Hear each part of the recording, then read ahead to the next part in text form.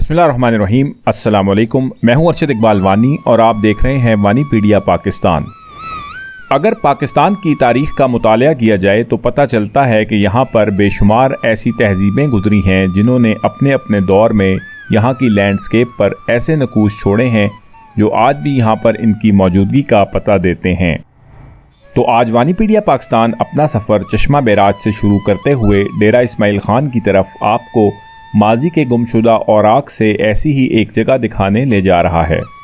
चश्मा बैराज से 34 किलोमीटर के फासले पर डेरा इस्माइल ख़ान जाने वाली सड़क के दाएं किनारे पर दरिया सिंध के सामने वाक़या खासूर के पहाड़ी सिलसिले के दामन में एक टीले पर वाक़या इस जगह का नाम है बिलोट।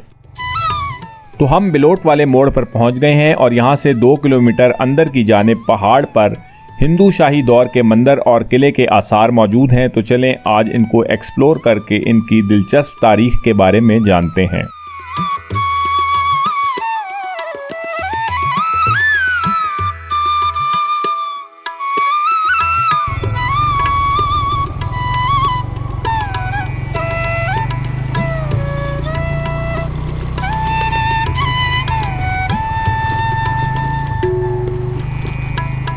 मेन हाईवे से दाएं मुड़ने के बाद अब खासूर रेंज सामने दिखाई दे रही है और इसके ऊपर ये तारीखी मंदिर और किला मौजूद है।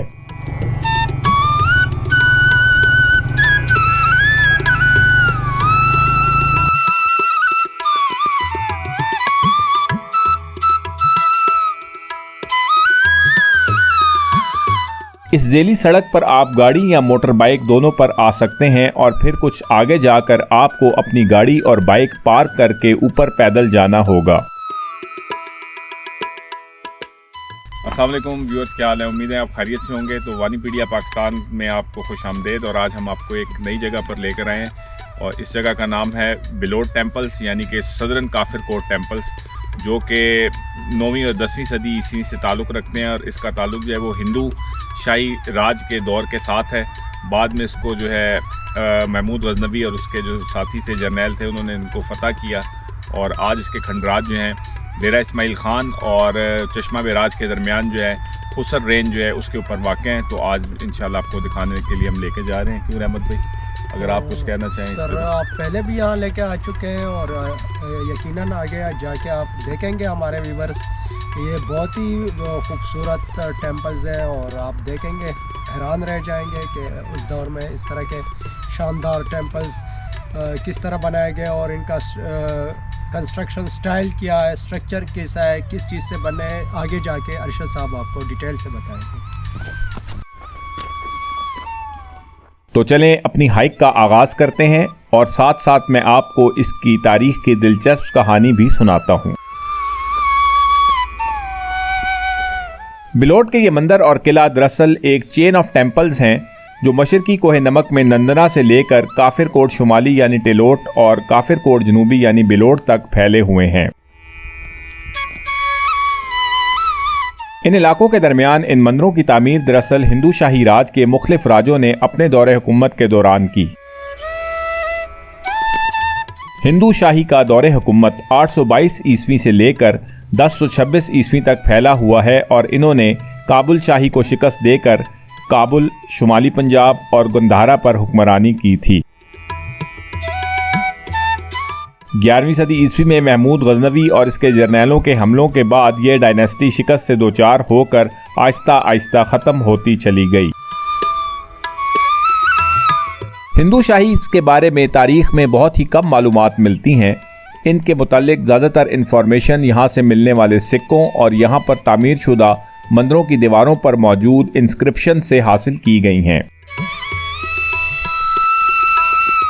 मशहूर सयाह अल-बैरूनी के मुताबिक हिंदू शाही तिब्बतियन या तुर्कुल नस्ल थे जो यहाँ आकर आबाद हो गए। ये लोग काबुल शाही से अलग हुए थे जो कि बुद्धिस्ट थे। बाद में इनको गजनवियों के हाथों शिकस्त का सामना करना पड़ा था।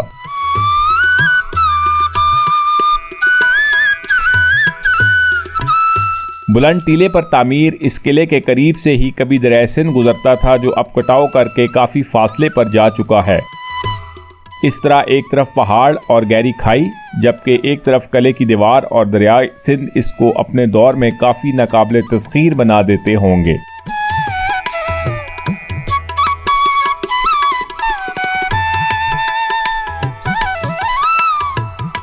सामने आपको सिफेलोपॉड्स के फॉसिल्स नज़र आ रहे हैं, जिनको गैस्ट्रोपॉड्स भी कहा जाता है, और ख्याल है कि ये फॉसिल्स 540 मिलियन साल कदीम हैं, जिससे ये ज़ाहिर होता है कि माजी में इस जगह एक बहुत बड़ा समंदर मौजूद था।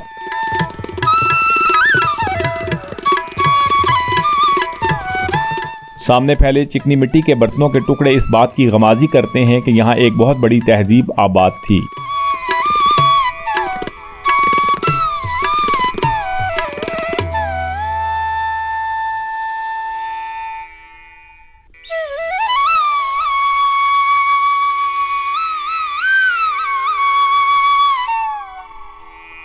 इन मंदिरों की दीवारों पर मौजूद नक्शो निगार को देखकर पता चलता है कि इनका ताल्लुक गंधारा और कश्मीरी तर्ज तामीर से है। माहिरीन असरियात के मुताबिक इन मंदिरों और किले की तामीर का दौर 7वीं सदी ईस्वी है।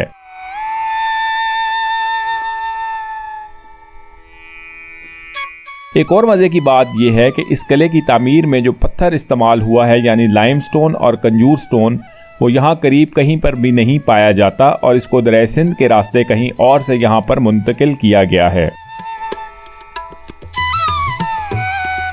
किले की मरकजी गुजरगाह से अंदर दाखिल होने के बाद ये एहसास होता है कि अपने दौर में ये मंदिर और किले कितने शानदार थे और गजनवियों, कुशान, मंगोलों और मुगलों के हमलों के बावजूद ये कैसे कायम रहे। तारीख का मुतालिया किया जाए तो इनमें भी इन किलों की तमीर का जिक्र कहीं पर नहीं मिलता, जिससे ये जाहिर होता है कि ये मंदिर और किले अरसा दराज तक गुमनामी की चादर में ही छुपे रहे।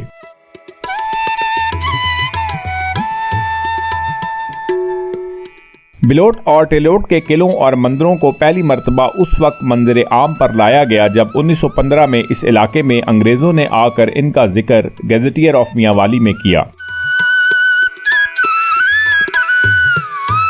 लेकिन आज तक वसूख से ये बात फिर भी नहीं की जा सकती कि असल में इनकी तामीर किसने की थी। यहाँ चल फिर कर देखें तो अंदाज़ा होता है कि ये एक बहुत बड़ी आबादी और गैरिजन था, जहाँ पर हज़ारों लोग आबाद थे।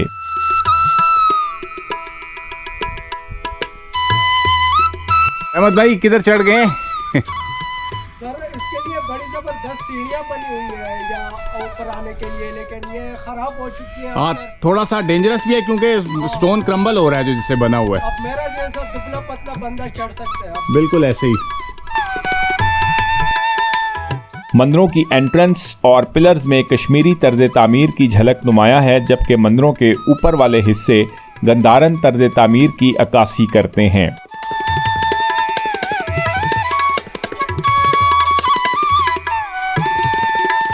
इस तरह दो मुख्तलिफ किस्म के तर्ज तामीर के इम्तजाज से ये बात भी साबित होती है कि हिंदू शाही के ताल्लुकात गंधारन और कश्मीरी तहजीब दोनों के साथ बहुत ही मजबूत थे।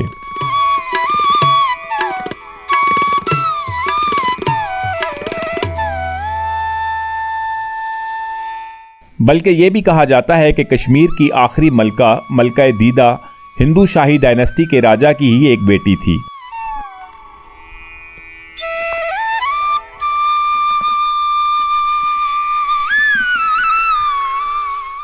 मंदिरों के ऊपर वाले हिस्से त्रिकोण की बजाय गोल होने की एक वजह यह भी हो सकती है कि चूँकि कश्मीर और इंडिया के बुलंद इलाकों में बर्फ़बारी ज़्यादा होने की वजह से मंदिर ऊपर से त्रिकोण बनाए जाते थे ताकि बर्फ़ ना ठहरे, जबकि ये मंदिर चूँकि निस्बतन कम बुलंद इलाकों में बनाए गए हैं जहाँ पर बर्फ़ नहीं पड़ती, इसलिए इनके टॉप त्रिकोण की बजाय गोल रखे गए।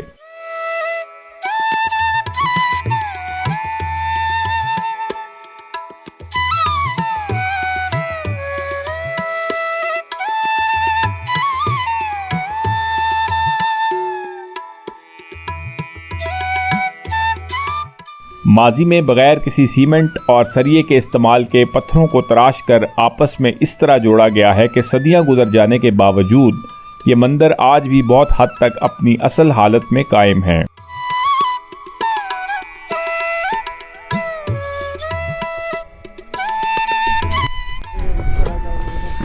ये सामने देखें आपको पूरा एक शहर आबाद नज़र आ रहा है। और ये जो किले के अंदर था और ये बड़े टेंपल थे, तो इसकी एक बहुत बड़ी मजहबी हैसियत थी इनके नज़दीक।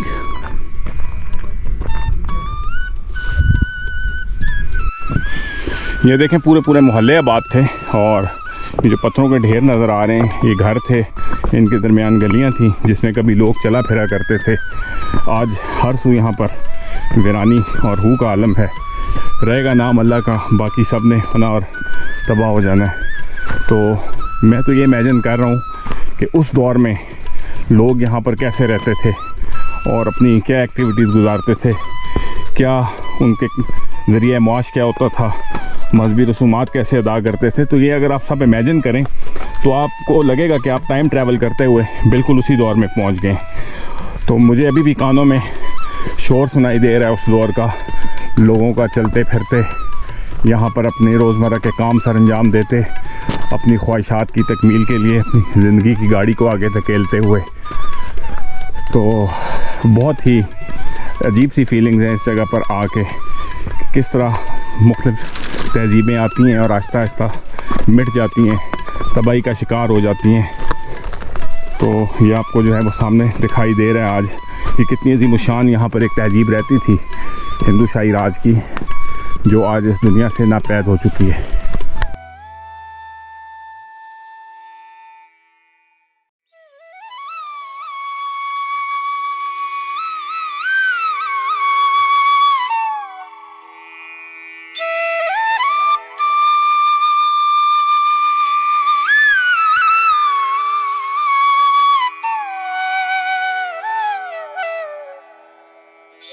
मुकामी लोगों के मुताबिक बिलोट के ये मंदिर और किला राजा बिल ने तामीर किए थे, जो कि एक मुकामी हिंदू शाही दौर का राजा था। इसी दौर में 35 किलोमीटर शुमाल में इसका भाई राजा टिल रहता था, जिसने टिलोट के मंदिर और किले की तामीर करवाई, और ये दोनों हम असर थे, यानी एक ही दौर में तामीर हुए। इस तरह इनका एक और भी भाई था जिसका नाम अकील था, जिसने बन्नू के करीब अकील कोट यानी आकड़ा के किले की तामीर की थी। लेकिन ये मुकामी कहानी तारीख की किसी भी किताब या सबूत से साबित नहीं होती और आज तक इनकी तामीर भी एक राज ही है। तो चलें अब मंदिर के अंदर मौजूद सीढ़ियों से होते हुए ऊपर से आपको इर्द गिर्द का नज़ारा भी दिखाते हैं। सीढ़ियों की गुजरगाह बहुत ही तंग है, दोनों कंधे अतराफ की दीवारों से टकराते हैं। इमारत भी चूंकि टूट फूट का शिकार है, इसलिए बहुत ज्यादा एहतियात की जरूरत है।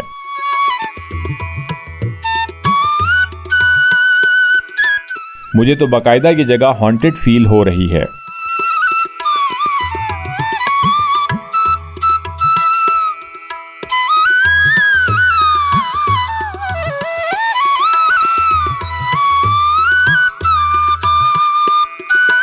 तो चलें अब मैं आपसे इजाज़त चाहता हूँ। उम्मीद है आपको वीडियो पसंद आई होगी। चैनल को सब्सक्राइब और वीडियो को शेयर और लाइक ज़रूर कर दें। जज़ाकल्लाह। अपना ख्याल रखिएगा। Stay safe. अल्लाह हाफिज़। फ़ी अमान अल्लाह। अस्सलामु अलैकुम।